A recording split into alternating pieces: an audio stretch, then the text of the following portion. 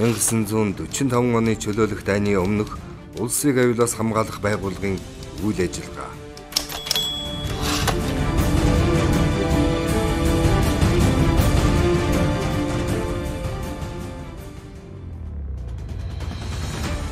(1940-од оны ихэнх үеийн гадаад дотоод нөхцөл байдлууд нь улсыг аюулаас хамгаалах байгууллагаас улс орны аюулгүй байдлыг хамгаалах, гадаадын тагнуул, орлон сүйтгэх ажиллагааг илрүүлэн устгахад анхаарч ажиллахыг шаардж байв. Дэлхийн 2 дугаар дайны жилүүдэд дотоод явдлын яамны улсыг аюулаас хамгаалах байгууллагаас гаргасан тушаал, удирдамж, үүрэг даалгавар зэрэгт тодорхойлсноор дайны ажиллагаанд дотоод явдлын яам түүний улсыг аюулаас хамгаалах байгууллагаас оролцох болсон үндсэн зорилго нь улс орны аюулгүй байдлыг хамгаалж, дайсны тагнуул, хорлон сүйтгэх арга ажиллагааг илрүүлэн устгахад нам ардын засгийн газартаа туслах, ард түмний жинхэнэ соргог нүд жих болон ажиллах явдал мөн гээд дайсны тагнуулын гар хөл болгож итгээд баатсүр болох альж улсын харьяалалгүй иргэд гадаадын оргилуудыг илрүүлэн бүртгэх, тэдний дунд тагнуулын ажиллагааг хүчтэй болгох, армийн дайчид зэвсэг техник хүч хэрэгслэлийг дайсны хорлон сүйтгэх ажиллагаанаас хамгаалах,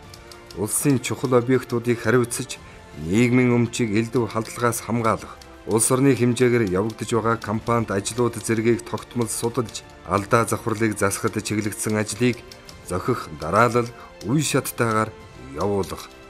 хэмээн заасан байна.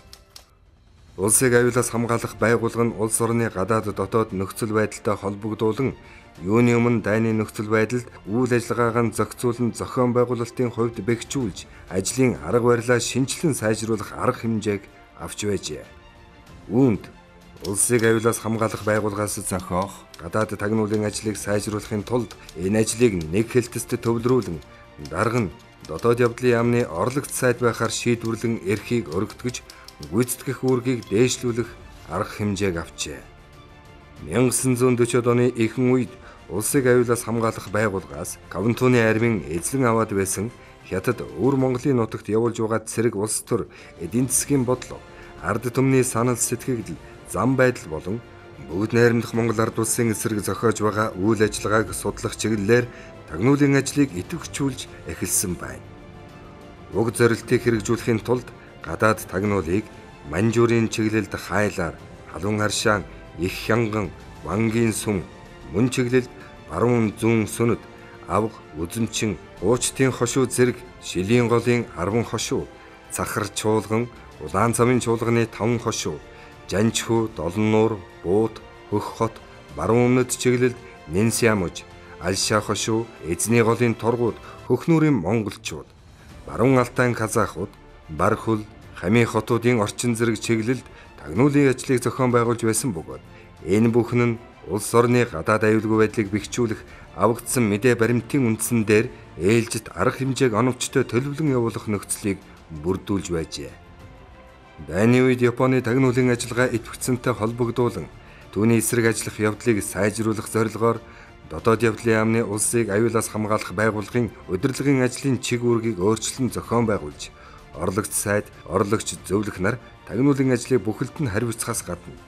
дорнод манжуурын чиглэлийн ажлыг гадаад тагнуулын хилцээний дарга хилцээний бүх ажлыг хариуцахаас гадна зөвлөхийн хамт Сүлэн хээрээс эхлэн өмнөд чиглэл, манжуураас эхлэн зүүн өмнөд чиглэлийг тус хариуцсан нь эрхлэх ажлыг улам тодорхой болгожээ.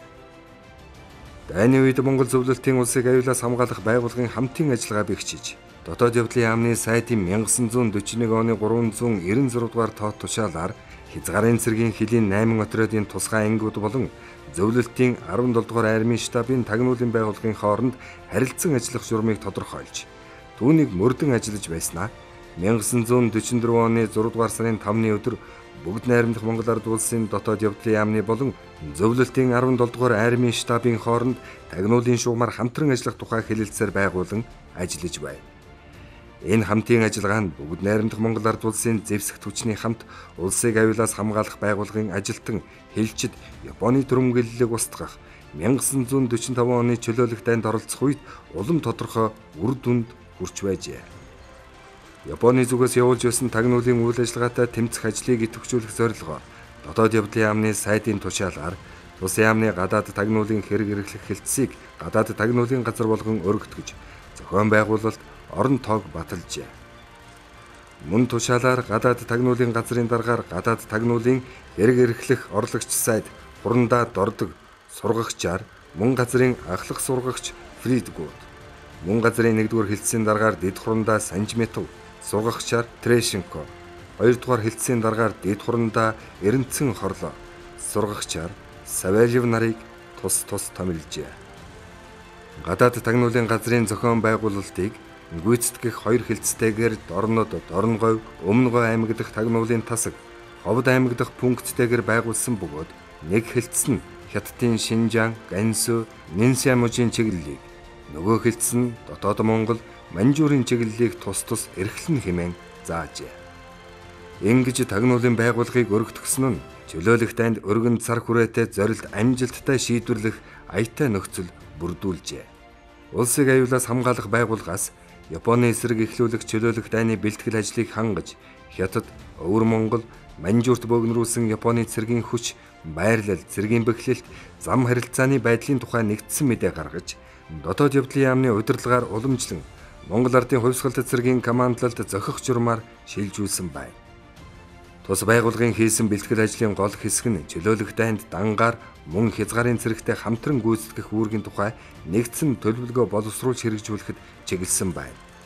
Мөн 9-оос 31 хүртэлх хилийн 8 отроод тус бүрийн чиглэл дэх Японд эзлэгдсэн нутгийн хилийн цэргийн харуул тагнуулын салбаруудын байрлал, зохион байгуулалт, хэргийн зохих өнгө шатаар боловсруулж байсан эхний ээлжинд баривчлбал зохих эх орноос урагчид болон тагнуулчдын бүртгэл гаргаж хилийн отрядуудад үргүүлсэн байна. Тагнуулын ажлыг сайжруулах талаар зохих арга хэмжээг авч хэрэгжүүлж байсан бөгөөд дотоод явдлын яамны сайдын 1945 оны 7 дугаар сарын 19-ний өдрийн 255 тоот тушаалаар дотоод явдлын яамны хязгаарын цэргийн харьяа тагнуулын байгууллагуудын ажиллагаас сул байгааг тэмдэглэж арга хэмжээ авахыг үүрэг болгожээ. Үүний дагуу гадаад тагнуулын газрын хэлтсийн дарга Санжметов, хэлтсийн сургагч Трешенко, туслах сургагч Балдано, төлөөлөгч Ванкуи нарыг 1945 оны 7 дугаар сарын 27-ны өдөр хилийн 9, 12, 17, 20 дугаар отрядуудын чиглэлд албан томилолтоор явуулжээ. Тэр отряд тус бүрийн чиглэлд тагнуулчдыг яарвчлан явуулах, дайсны хилийн цагдаа тагнуулчдыг нууцаар баривчлах зэргээр уг чиглэл дэх цэрэг тагнуулын тоо, байрлалд гаргасан өөрчлөлтүүдийг судлах үүрэг авчээ.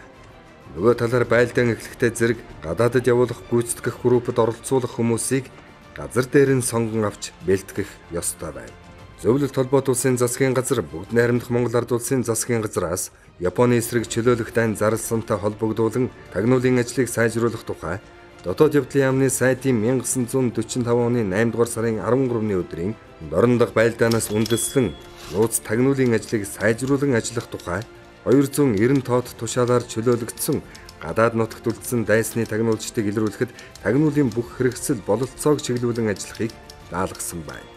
Түүнчлэн хилийн отрядад урьд цахилгаанаар явуулсан шийдвэрийг энэ тушаалаар давтаж тус бүрийн чиглэлээр гадаадад ажиллах хөдөлгөөнт отрядыг томилон явуулахыг хилийн 9, 12, 17, 20 дугаар отрядуудад даалгажээ.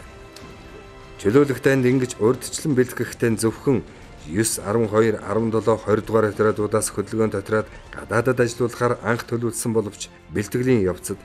хилийн 23, 24, 27, 31 дугаар отрядуудаас нэгэн адил ийм отрядууд гаргахаар шийдвэрлэжээ. Энэ бол хилийн отрядын дарга буюу түүний нэгэн орлогчоор удирдуулсан хүнд пулеметийн болон минометийн сала бүхий нэг буюу хоёр суманд цэрэг явуулах байсан бөгөөд отрядын тагнуулын тасаг, тусгай ангийн офицерууд болон зарим тагнуулчдыг оролцуулсан нь хөдөлгөөнт отрядын гүйцэтгэх үүргийн онцлогтой холбоотой байжээ. Хөдөлгөөнт отрядууд нь улсыг аюулаас хамгаалах байгууллагаас шилжүүлсэн мэдээлэл болон нэрсийн бүртгэлийн дагуу Өвөр Монгол, Манжуур дахь хилийн харуул болон тагнуулын салбаруудыг эзэлж олзлох, эсэргүүцвэл устгах, мөн тэр орон нутгийн ард олны амгалан тайван байдлыг хамгаалж тус улсын хилийн отрядын штаб болон орчин зайд ажиллах гүйцэтгэх групптэй холбоо тогтоож хүчин туслах зэрэг үүрэг гүйцэтгэжээ. Нөгөө талаар энэ дайны зорилго, чөлөөлөх шинж чанарын тухай бүгд найрамдах Монгол Ард улсын засгийн газараас гаргасан тунхаглах бичгийг тус тусын чиглэл дэх гадаадын хил орчмын оршин суугчдад яарвчлан тараалгах үүргийг хилийн бүх отрядын тагнуулын тасгууд гүйцэтгэсэн байна. Улсыг аюулаас хамгаалах байгууллага нь чөлөөлөх дайнд оролцохдоо улс орны болон цэрэг армийн аюулгүй байдлыг хамгаалах, өөр Монголын чөлөөлөгдсөн нутгийн ард олны аюулгүй байдлыг хангах, аж амьдралыг нь төвхнүүлэхэд тусламж үзүүлэхийг гол зорилгоо болгосон бөгөөд энэхүү зорилгын үүднээс улсыг аюулаас хамгаалах байгууллагын ажилтнууд нь Японы тагнуулын болон хорлон сүйтгэх байгууллагыг илрүүлэх, устгах, чөлөөлөгдсөн нутгийн ард түмний аж амьдралыг сэргээн босгох ажлыг зохион байгуулах, улсын чухал объектуудыг хамгаалах, фронт ард талыг холбосон харилцааны шугамыг хамгаалах, усан хангамжийг хяналтандаа авах, дайсагнасан ямарваа нэг үйлдэлийг цаг тухайд нь илрүүлэн таслан зогсоо. Монголын орглуудыг илрүүлэн баривчлах, 1930-аад онд эх орноос нь дөрвөн гаргастыг буцаан авчрах үүргийг гүйцэтгэсэн юм. Чөлөөлөх дан эхлэхийн өмнө тагнуулын байгууллагын цуглуулсан мэдээлэл нь Японы Квантуны армийг богино хугацаанд ялахад чухал хувь нэмрийг оруулсны зэрэгцээгээр зүүн өмнө зүгийн хилийн аймагуд болох Дорнод, Сүхбаатар, Дорн говь дахь аюулаас хамгаалах хэлтсүүд фронтын ард талд зохиох, гүйцэтгэх ажлын арга хэмжээнд идэвхтэй оролцож, үлээсэн үүргэн амжилттай биелүүлжээ.